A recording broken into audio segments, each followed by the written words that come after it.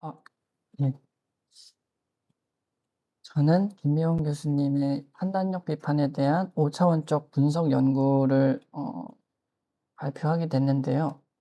판단력 비판에 대해서 다행히도 앞선 이제 교수님께서 설명을 잘 해주셔가지고 제가 조금 얹어갈 수 있게끔 발표를 할 수 있어서 참 감사한 것 같아요. 판단력 비판에 대한 일단 시작은 앞선 이제 교수님의 발표에서도 많이 나왔던 감각이죠. 감각으로 시작한다는 건데, 결국에는 그러한 인식적인 모든 우리가 아는 그러한 그 표상이 만들어진다던가 하는 그 경험의 차원에서의 시작은 결국에는 이 감각으로부터 시작한다고 설명을 하고 있어요. 우리가 아는 현재 이제 정의된 감각은 선생님들께서도 익히 아시는 그러한 시각, 청각, 촉각, 미각, 후각, 그리고 하나가 더 있었는데, 아니요. 어쨌든 육감이 있잖아요. 어쨌든 우리가 오감이죠. 오늘 좀 상태가 약간 메롱한 것 같으니 선생님들의 이제 이해가 조금 필요할 것 같습니다. 그래가지고 감각을 하나 더 만들 뻔했는데 죄송합니다. 근데 중요한 거는 이 감각을 통해서 우리가 얻는 게 무엇이냐라는 건데 핵심은 쾌라고 하고 있거든요.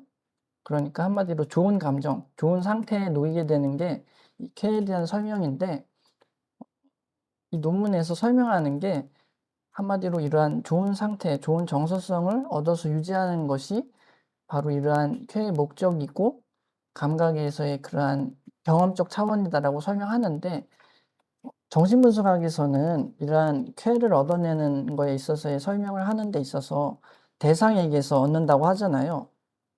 칸트도 마찬가지로 대상에 대한 설명을 하거든요. 근데 여기에서의 대상에 대한 구분을 칸트는 이러한 그 양육 대상이라던가 그러한 정서적으로 나에게 어떠한 리비도를 제공해주고 그러한 그 구조를 세워줄 수 있는 대상이 아니라 진짜 그냥 그 대상 그 자체를 설명하고 있어요.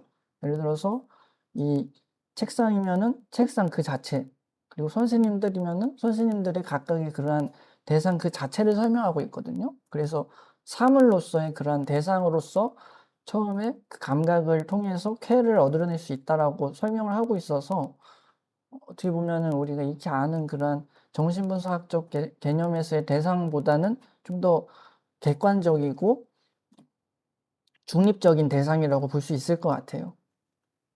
그래서 저는 이 칸트의 판단력 비판을 교수님께서 또 5차원 분석으로서 이렇게 정리를 해주신 논문이다 보니까 차원적으로 이제 목차를 구성해 봤는데,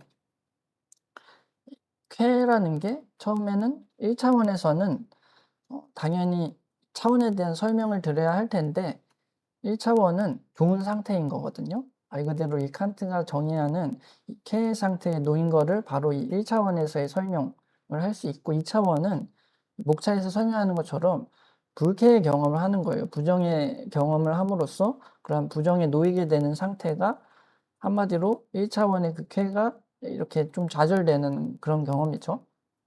3차원은 선생님들도 아시다시피 세계거든요. 우리가 이 객관적으로 중립적으로 이해할 수 있는, 한마디로 우리가 살아가는 그 세상이 이 3차원인 거고, 4차원은 각각의 선생님들께서의 그러한 내면이 있잖아요. 정신성이라고 할 수 있는 그러한 차원을 이제 설명하고 있고, 5차원은 영성을 설명하고 있어요.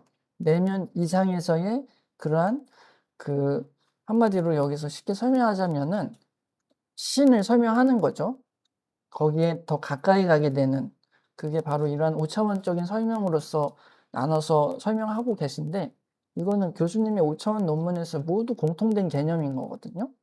근데 칸트에게서 어떻게 그 개념들을 뽑아내셨는가가 저는 이 쾌감을 통해서 한번 그 과정을 밟아보고 싶어서 목차를 이렇게 구성을 해봤습니다. 첫 번째는 감동이에요.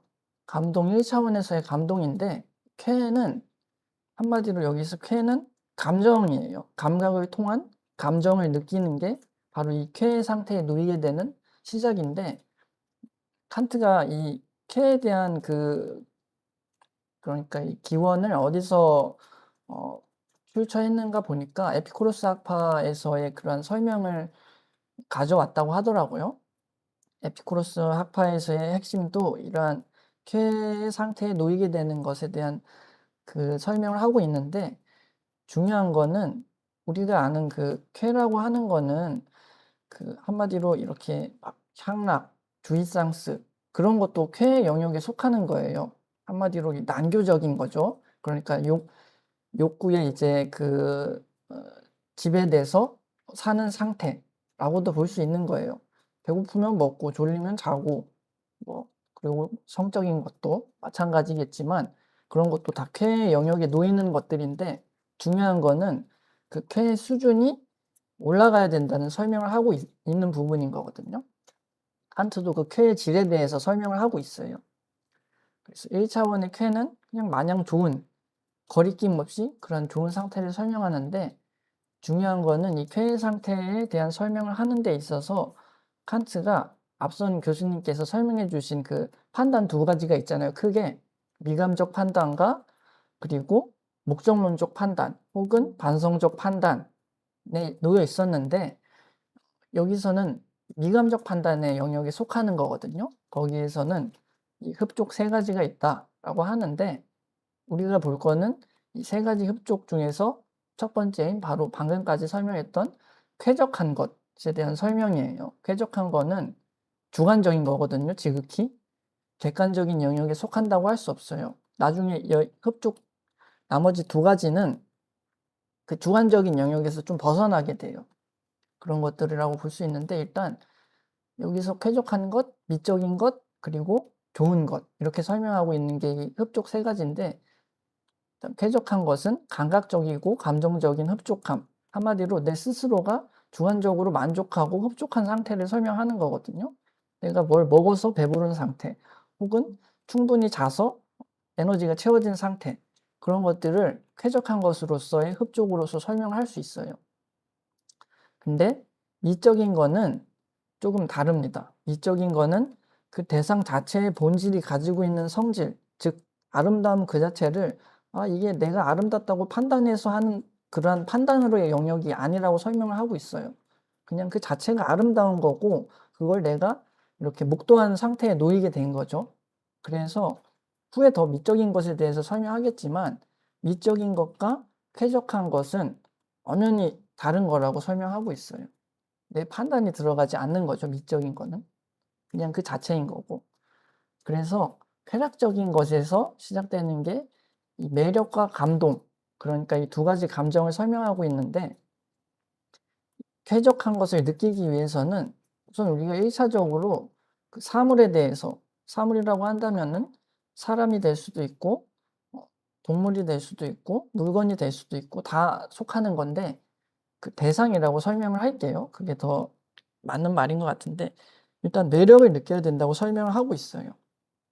왜냐하면은 어떠한 것에 대한 관심이잖아요. 매력은 그것에 대한 그 호기심과 그리고 다가가고 싶어하는, 거기 관심이 생기는 것이 매력인데, 그것에 대해서 우리가 익히 알게 되는 순간 감동을 접하게 될 수 있단 말이에요. 어떠한 사물에 대한 이 깨달음을 얻는다던가 혹은 그것에 대한 어쨌든 이해관계와 기쁨을 느끼게 되는 게 바로 이런 감동의 영역이 될 텐데, 그래서 여기서 매력은 대상을 향한 느낌에 초점이 있고 감동은 주체의 내적인 움직임의 폭발을 의미한다라고 하는 게, 그 대상을 통해서 느낀 그 매력을 통해서 결국 내 안에 있는 그러한 감정의 폭발이 일어나는 게 이러한 감동이라고 설명을 하고 있어요. 그래서 여기서 칸트가 설명하는 감동 역시도, 감동이란 생명력이 단지 순간적으로 지지되었다가 곧 이에 더욱 강하게 흘러넘침으로써 쾌적함이 일어나는 감각이다라고 하는 게 그러한 에너지의 폭발을 설명하고 있는 거거든요. 한마디로 우리가 이제 개인적으로 감동을 느꼈다라고 하는 것들이 있다고 하면은, 영화를 보면서 어떠한 그 서사 구조와 거기에 대한 맥락을 이해하고 그 이야기 속에서의 그 내용들이 나에게 너무 좋을 수 있잖아요. 그걸 통해서 상당한 그 기쁨을 느낄 수 있는데 그런 것들이 감동인데 미는 여기에 속하는 게 아니라고 설명을 하고 있어요. 그래서 이 부분이 상당히 좀 제가 읽을 때는 좀 놀랐던 부분인 것 같아요. 왜냐하면은 아름다우면 충분히 감동받을 수 있잖아요, 우리가 통상적으로 생각을 했을 때. 근데 칸트는 그게 아니라고 설명을 하고 있어요. 감동은 지극히 주관적이고 주체에 의해서 발생되는 거지 미에 의해서 발생되는 게 아니라고 설명을 하고 있다고 하더라고요. 근데 그 영역도 조금 더 나눠서 봐야 될 것 같아요.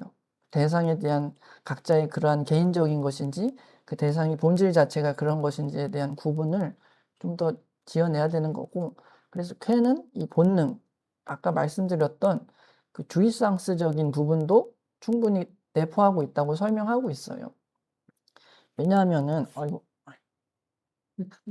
이 쾌락의 쾌락과 파괴의 모습 그러니까 이제 그 욕망과 향락 그런 것처럼 여기에서의 그러한 그 칸트는 두 가지 자연을 설명하고 있는데 이 본능은 첫 번째 자연은 우리가 아는 그 3차원적 세계적 자연을 말을 하고 있는 거거든요.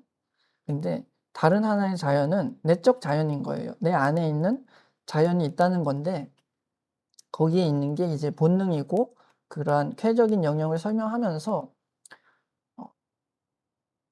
여기에서의 그 설명은 우리 밖의 자연에 대해서뿐만 아니라 우리 안의 자연에 대해서도 이러한 그 자연적 사고를 칸트는 동등시하고 있거든요. 후자에 내놓을 그러한 자연에 대한 아마 챕터 5번일 건데 거기에서의 설명이 있어요. 이거를 설명하고 있고 일단 이런 게 있다고 설명하고 있는데 두 번째는 2차원은 불쾌의 영역을 설명을 하고 있어요.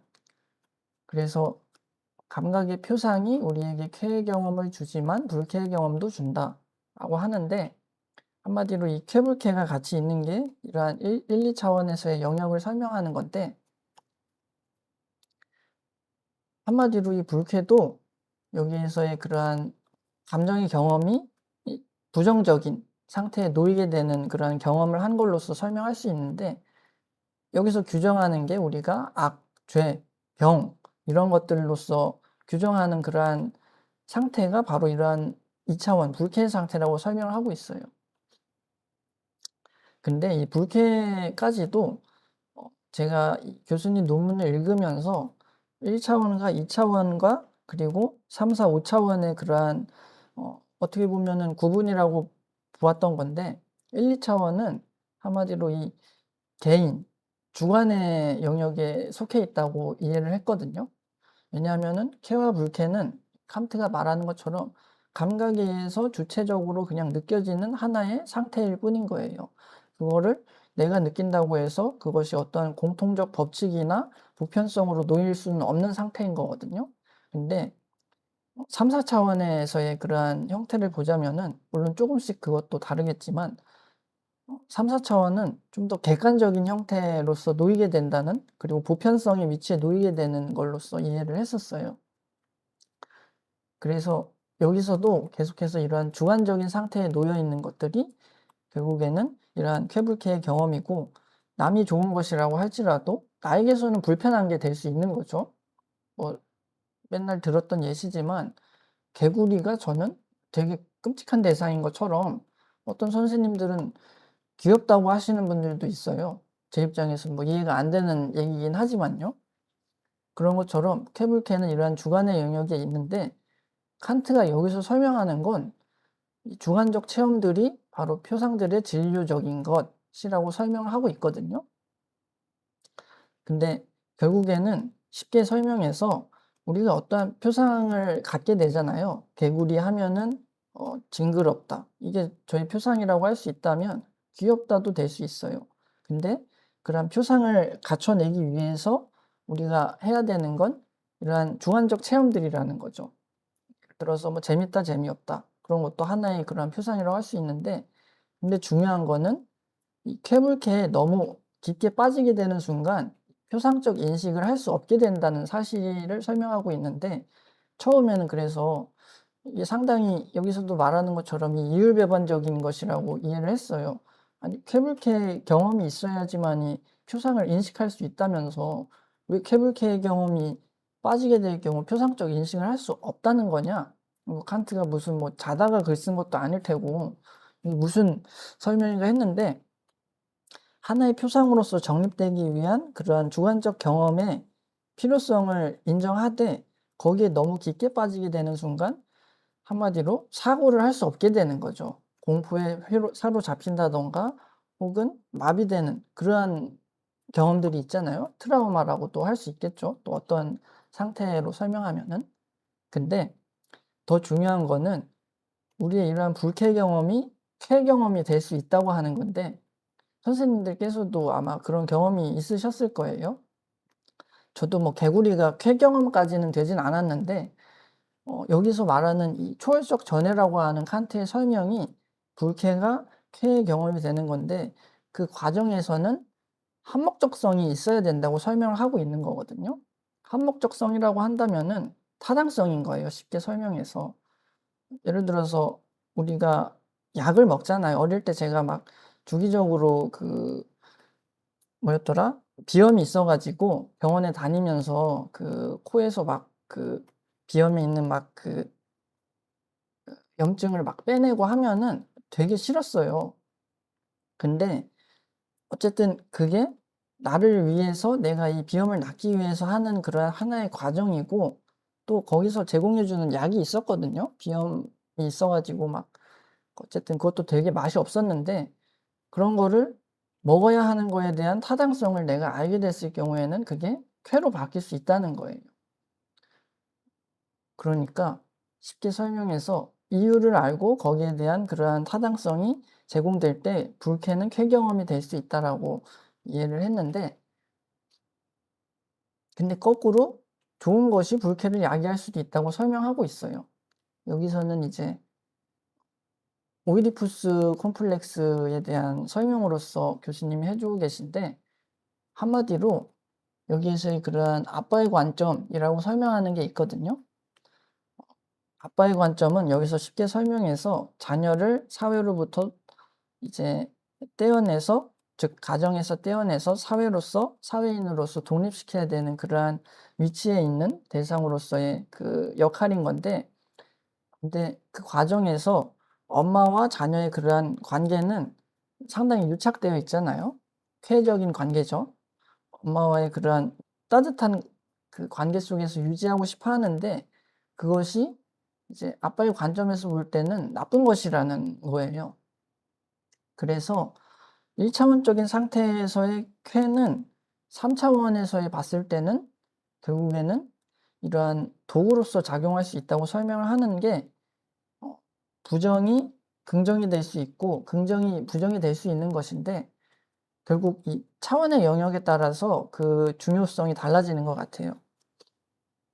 그래서 오이디푸스 콤플렉스가 이제 주체가 되는 건 후에 설명할 3 차원적 가치가 자리 잡지 못하게 되었을 때라고 설명하는데 3 차원은 방금 설명했던 것처럼 일치가 아닙니다.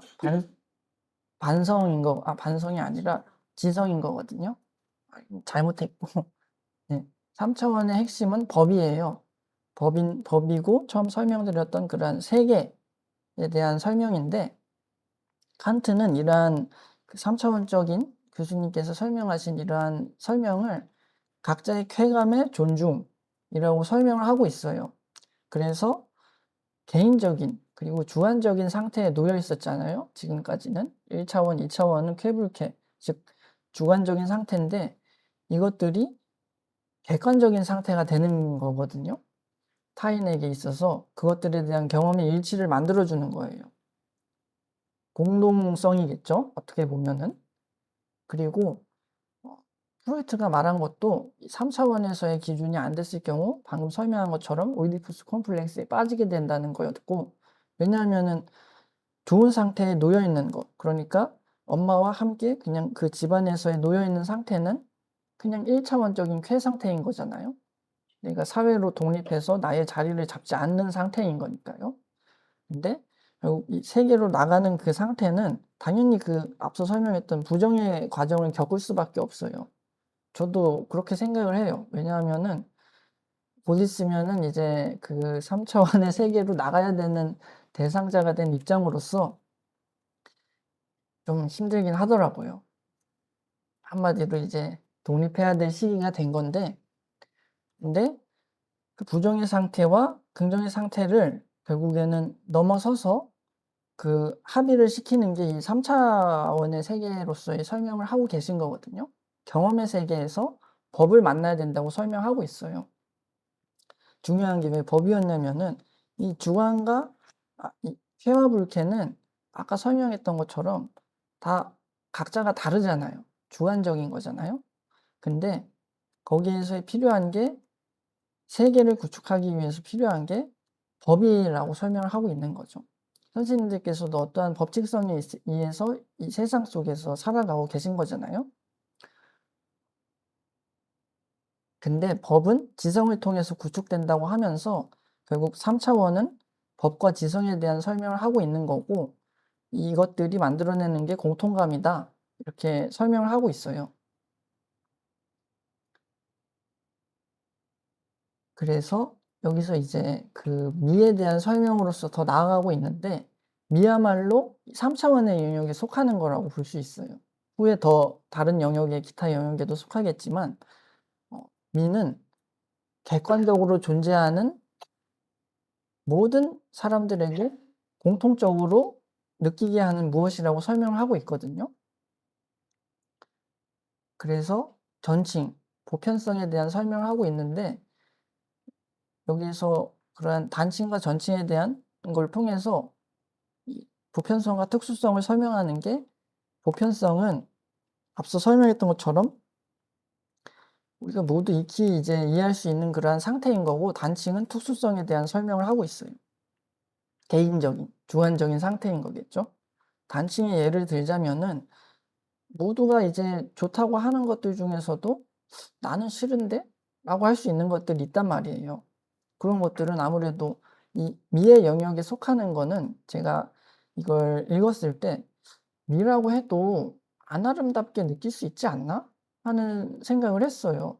왜냐하면은 그 르네상스의 작품들을 보면서 흔히 저는 그 미라는 기준을 거기에다가 두고 생각을 했는데, 그 신성하고 그러한 아름다운, 예를 들어서 미켈란젤로의 피에타 같은 걸 보면은 그리스도를 안고 있는 그 성모 마리아의 모습이 되게 겸허하고 아름답게 느껴지잖아요.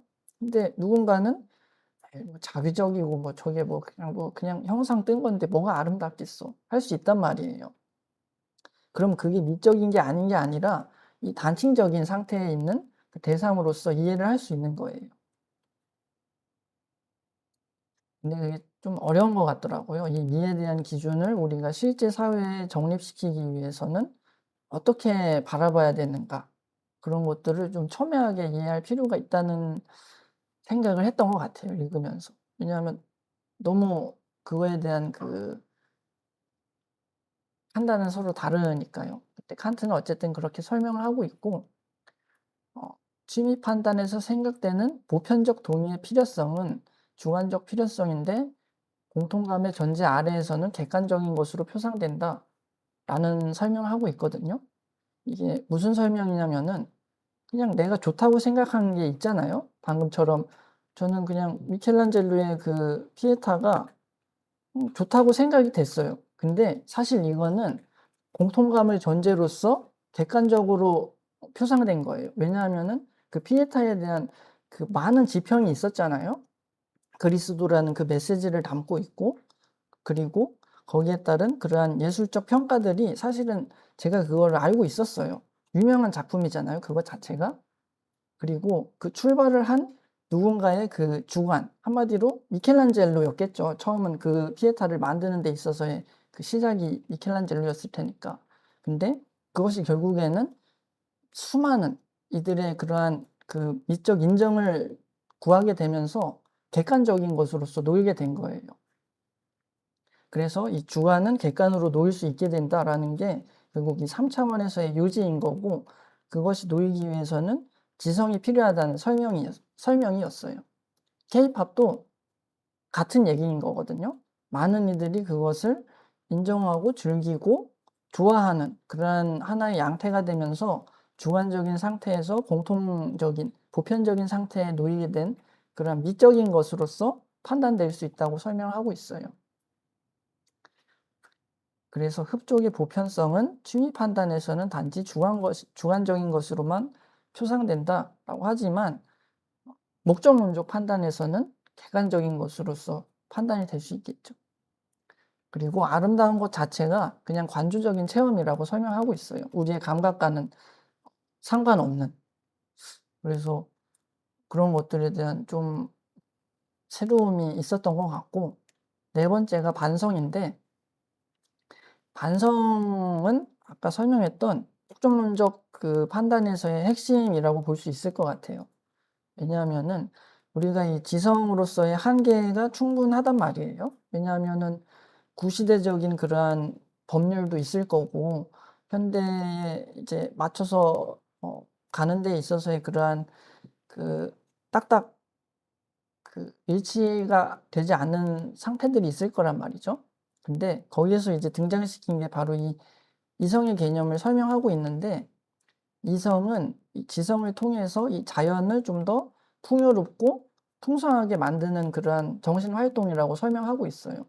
5차원에 대한 설명을 나중에 하겠지만 여기에서의 설명은 5차원에서의 핵심은 이 자연을 풍성하게 만들기 위한 이성의 그 사용이 사실은 왜 자연을 풍성하게 만들어야 되느냐라는 그 이유가 있을 수 있잖아요. 그거는 자연이 인간을 위해서 성립되어 있는 상태이기 때문에 그것에 대한 책임을 져야 된다는 그런 설명을 5차원에서 하고 있거든요. 그래가지고 이 4차원에 대한 설명을 이해하기 위해서는 그런 것들을 알아야 되는데, 즉 인간이 목적인 거예요. 이 자연이 목적인 게 아니라. 어떻게 보면은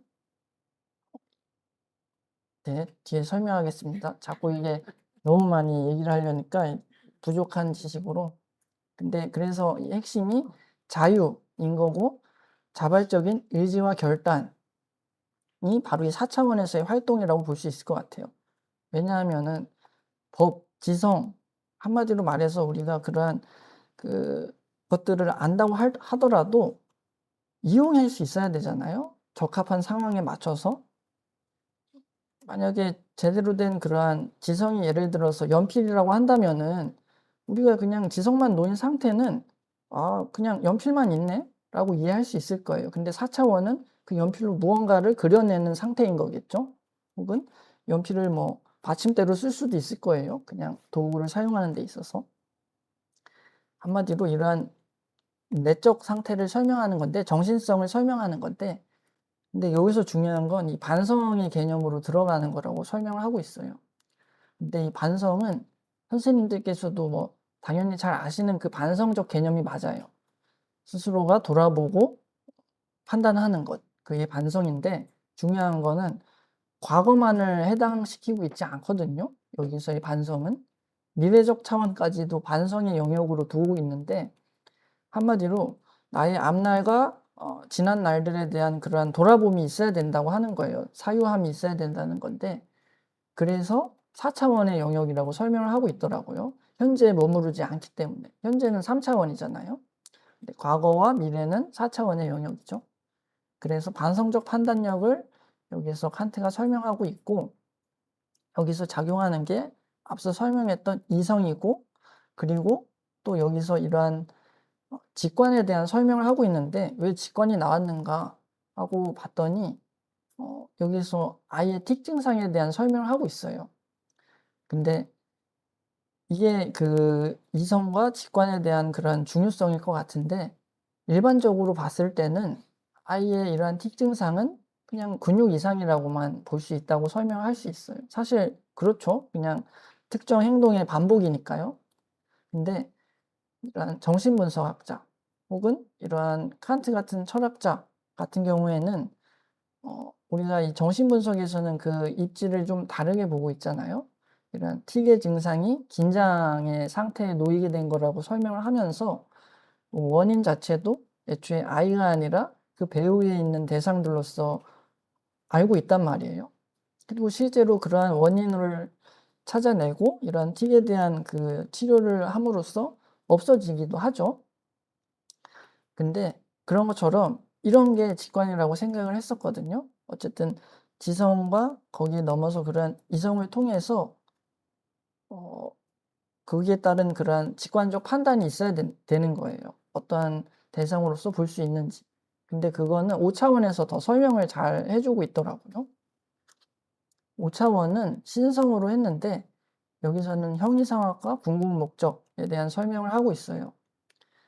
형이상학이라고 한다면은 한마디로 이러한 사변적인 그러한 진리를 설명하고 있는 거라고 할 수 있는데 칸트는 그걸 좀 더 이제 구체적으로 가져오려고 했던 것 같아요. 여기에서 이성과 지성을 토대로 하지만 도덕 법칙을 실행하도록 도울 때 비로소 5차원과 접하게 된다 라고 하는데 여기에서 이제 도덕 법칙이 등장하게 되면서 이 도덕을 실행하려고 하기 위해서 지성과 이성을 사용해야만이 5차원에 속한다는 내용인 거잖아요, 결국에는. 아까는 그냥 이 자연을 잘 유지하기 위해서 그리고 풍요롭게 하기 위해서 필요한 게 이성의 그러한 역할이라고 했던 거고 그런 건데 여기에서 이제 궁극 목적에 대한 설명이 궁극 목적이란 자신의 가능성의 조건으로서 다른 어떤 것도 필요로 하지 않는 그런 목적이다 라고 하는 게 그냥 그것 자체로서의 목적이 되는 거를 설명하고 있는 부분이었어요. 그 칸트가 설명했던 경향성의 반대가 뭐였죠? 예, 죄송합니다. 그것까지 개념을 찾아왔어야 됐는데, 정말. 예. 근데 어쨌든 그 칸트의 그 맥락이 생각났어요. 수단으로서 대하지 말고 목적으로서 대해라. 그 자체가 목적이 되라는 거였던 것 같은데, 근데 한마디로 이러한 형이상학적 요소들까지도 여기서 가져오는 게 신, 자유, 불사 이런 것들에 대해서 넘어가야 할 이 한계점을 이제 가져왔던 부분들인데 궁극 목적에 대해서 설명을 드리는 게 좋을 것 같아요. 궁극 목적은 아까 4차원은 자연을 풍요롭게 하기 위한 수단으로서의 이성이었잖아요. 근데 궁극 목적에선 이 자연의 범주 자체가 애초에 속해지지 않는다고 설명하고 있어요. 근데 무슨 소린가 했더니 여기선 내적 자연도 아까 설명했던 그것도 포함돼서 속하지 않는 거거든요. 근데 한마디로 여기서 이제 우리는 자연의 궁극 목적이다 라고 하는 설명이 있거든요. 결국에는 이 자연을 위해서가 아니라 인간을 위한 그러한 목적 자체로서 자연이 그러한 상태에 놓이게 된다고 설명하는 건데 이거는 좀 더 이해를 해야 될 것 같아요. 근데 그러한 궁극 목적에 있어서의 그러한 도덕적 존재자가 필요하다고 설명하고 있어요. 인간이 목적이 되기 위한 그러한 자연의 그 부가적인 요소들을 어떻게 우리가 판단할 거냐라는 설명을 하고 있는데 인터스텔라로 예시를 들어주셨거든요. 근데 이게 5차원이라는 영역 자체가 애초에 우리가 이 현실적인 상태에서는 경험할 수 없는 거라고 생각이 또 들기도 해서 5차원의 예시를 어쨌든 인터스텔라에서 보자면은 선생님들께서도 뭐 보신 분들도 계실 거예요. 대략적인 줄거리를 말씀드리자면은 지구가 이제 그 인간이 살 수 없는 환경이 점차 돼가면서 그거에 대한 해법을 찾기 위해서 주인공 일행이 우주로 가서 결국에는 그것들을 찾아내는 그런 건데 과정적인 거를 설명하자면은 여기서 쿠퍼가 이제 주인공 이름이거든요. 쿠퍼가 이 블랙홀에 빠지게 되면서 거기에서 그 새로운 차원을 마주하게 돼요. 근데 그 차원들이 과거, 미래가 다 놓여 있거든요. 근데 거기에서 자신의 그 딸이 있는 그러한 모습을 보는 그 장면으로 넘어가는데 도서관처럼 이렇게 구성되어 있어요. 그러면서 자신이 이제 알아낸 그러한 그 방법들을 딸에게 전달해 줄 수 없잖아요. 거리가 이렇게 거리라기보다는 차원이 다르기 때문에. 근데 그 뭐였더라? 도서관의 책들을 이렇게 건드리면서 어쨌든 거기의 방법들을 통해서 이제 은유적으로 딸한테 방법들을 전달을 해 줘요. 그러면서 딸이 멈췄던 시기가 있거나 알 수 없는 먼지들이 이렇게 막 문양이 놓여져 있거나 그런 장면들이 처음에 나오거든요. 그게 이제 소위 떡밥으로서 나오는 거죠. 알고 보니까 미래에 아빠가 해준 거였다. 미래에 자기 자신이 한 거였던 거예요. 현재 과거에 자신이 봤었겠지만. 근데 이 블랙홀을 5 차원으로서 설명을 하고 있고 3 차원은 머피가 이제 해결해야 되는 과제에 놓인 거예요.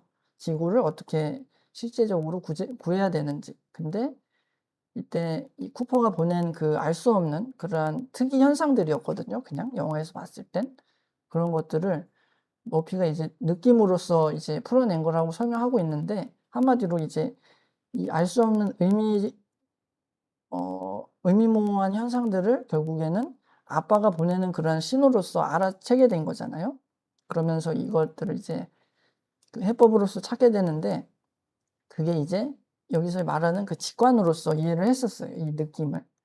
그리고 시계 초침의 모습을 통해서 정보를 알아차린 게 이런 4 차원적 세계고 그리고 그것들을 3 차원에서 해결을 하는 거죠. 결국 3 차원에서의 해결을 위한 방법적으로서 4-5 차원들이 있는 거라고 설명을 했었는데 예, 어쨌든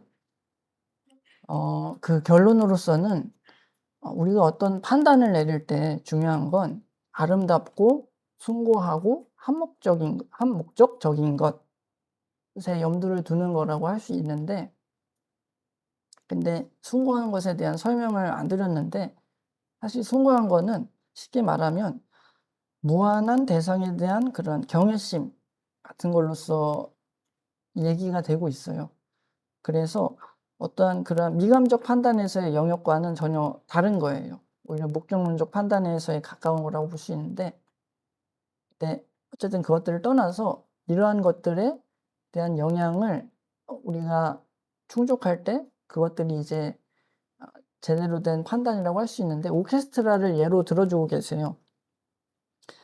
오케스트라의 예가 개인도 존재하지만 그것을 연주하는 그러한 지휘자의 연주가 이제 그러한 숭고하고 한목적적인 경험으로서 우리에게 다가올 때 어떠한 그러한 체험이 있잖아요. 이것들을 개념으로서 풀어내기는 좀 더 책을 봐야 될 것 같은데 어쨌든 이 세 가지 조건을 충족시키는 게 예술의 경우도 있다라고 설명하면서 선생님들께서도 판단을 내리셔야 할 때 필요한 이러한 미적인 것, 숭고한 것, 그리고 한목적적인가 그런 것들에 대한 염두를 두시고 하면은 좀 더 올바른 판단을 하실 수 있지 않을까 하는 이야기를 끝으로 예, 발표를 마무리하도록 하겠습니다. 감사합니다.